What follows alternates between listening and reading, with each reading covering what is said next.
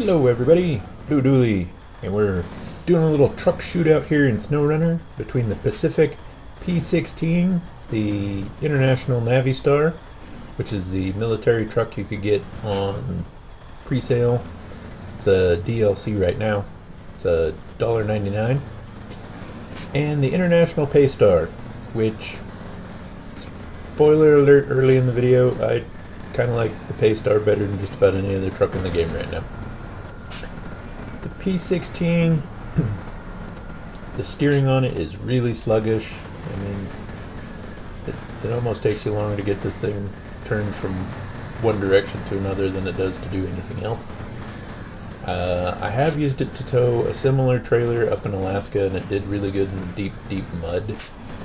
But here in Michigan, or really tighter areas of the maps, it's just so big and the steering is so sluggish. It's almost more of a hindrance than it is any of the benefits you get running the truck. I, of course, painted it blue because, well, I paint pretty much all of the vehicles in any game you can customize them in blue. I just like the color, and it's kind of my whole shtick, you know, Blue Dooley. Everything should be blue. I kept all the driving footage sped up quite a bit, just to keep the video length shorter. This is where the P16 really ran into trouble.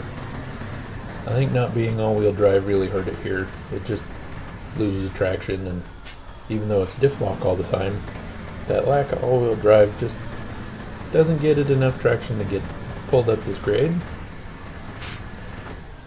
So since I just got the International Navistar, I thought, yeah, I'll give it a shot. It doesn't have differential lock, but it does have 6-wheel drive. Whee, pop a wheelie. In fact, actually, I'm going to lose the trailer here in a little bit because the brakes don't really stop it. The weights. The game does fairly decent on showing how much it weighs. Yeah, I'm fully on the brakes there and nothing's happening. So we're going to switch trucks. And now that we switched trucks, you notice that actually the 6-wheel drive helps a lot more than just the diff lock.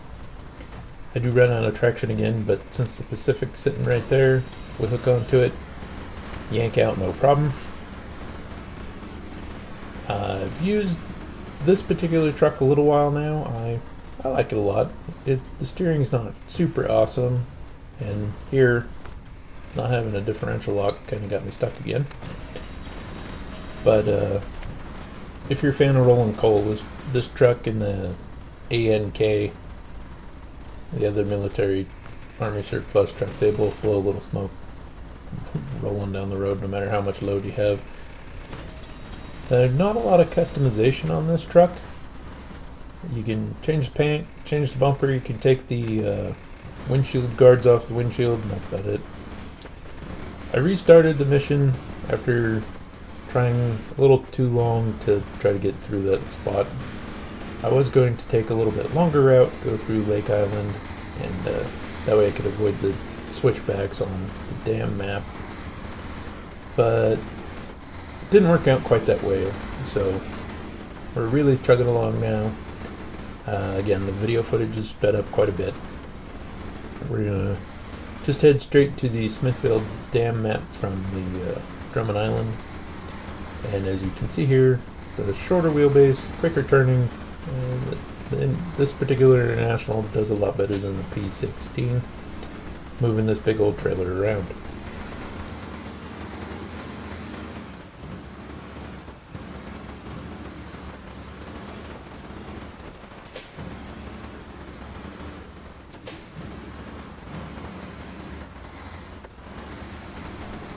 Here in the really tight stuff, you want that better, quicker turning that the smaller trucks have. The P16 really struggled getting through here. Excuse me. This International, not as much problem except my lousy driving right there.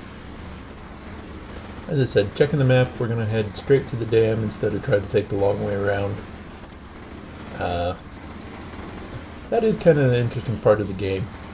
You don't have to go the same way as everybody else. You can kind of pick your own path. take the scenic route, or maybe try to avoid some more technical sections in the map, I guess you could say.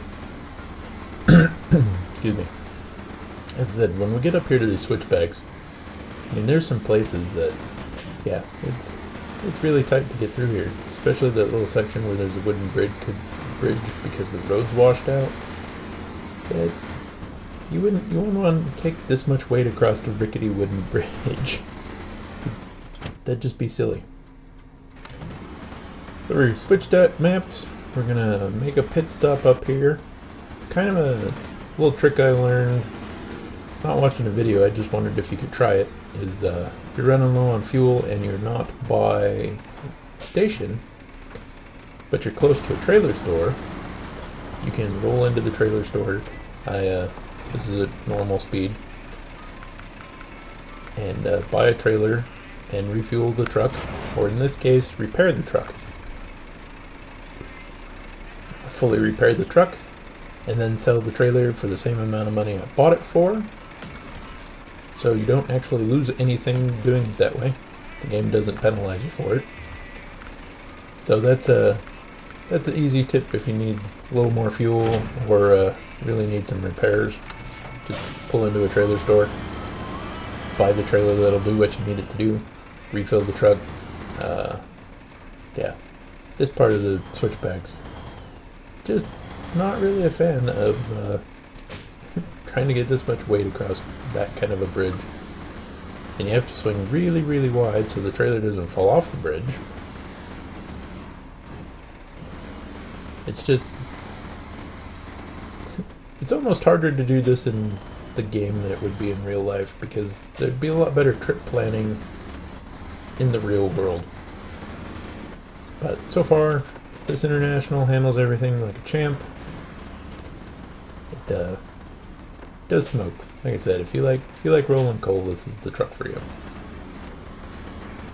And you can get chains on it, so you can't get mud tires, but you can get the off-road tires or chains. And the truck actually does pretty well even with just the off-road tires.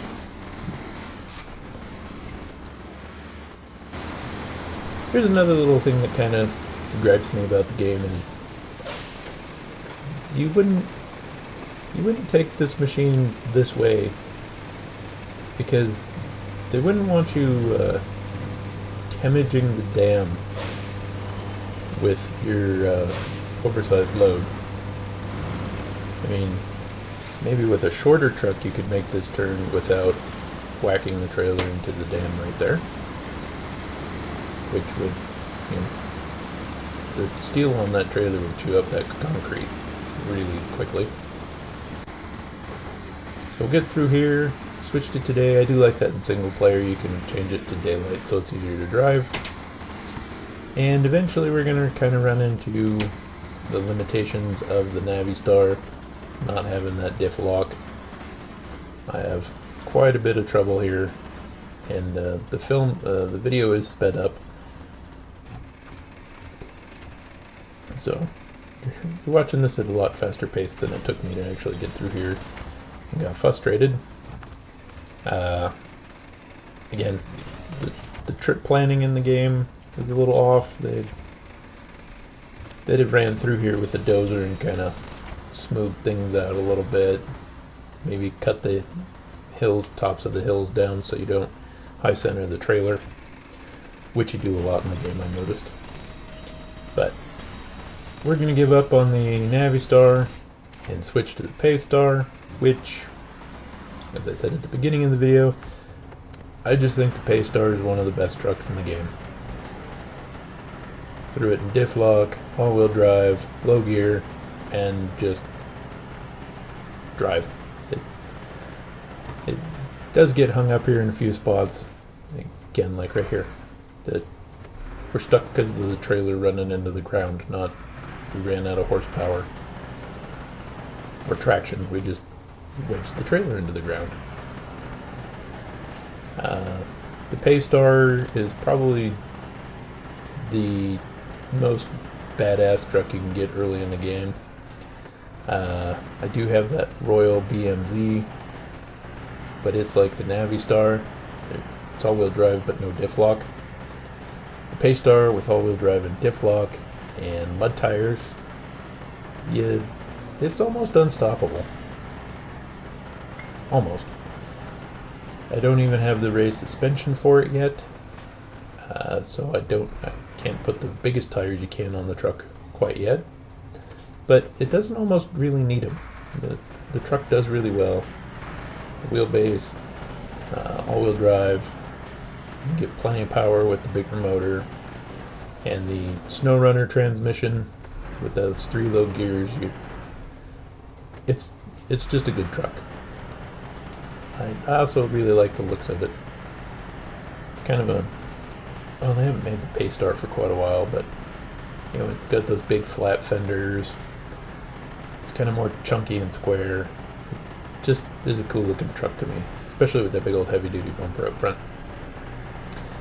I actually saw a real Paystar earlier in the week when I was out delivering trusses, and it was a spud truck, I want to say. Just a 10-wheeler with a spud neck bed on the back of it. So that was kind of cool. I was like, oh, I haven't seen one of those in a long time.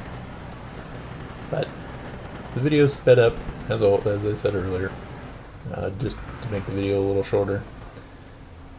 Here's where the most problems I had was the trailer getting hung up on stuff, not lack of the truck.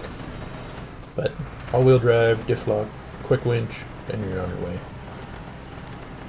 It's just a badass truck. Looks cool, sounds cool. You can put all of the frame add-ons on it. Put a really big winch on it. You get the big tires on it. A lot of power. It is. The Paystar is my favorite truck. And now that I'm doing some missions in Alaska, I just throw some tire chains on the truck and call it good. It's my go-to truck. So if you're struggling early in the game, go around, collect all the trailers that you discover for free, sell them, and the highway GMC truck is junk. I don't like any of the highway trucks. They just don't have the power. Hope everyone had a good weekend. Thanks for watching, and we'll catch you later.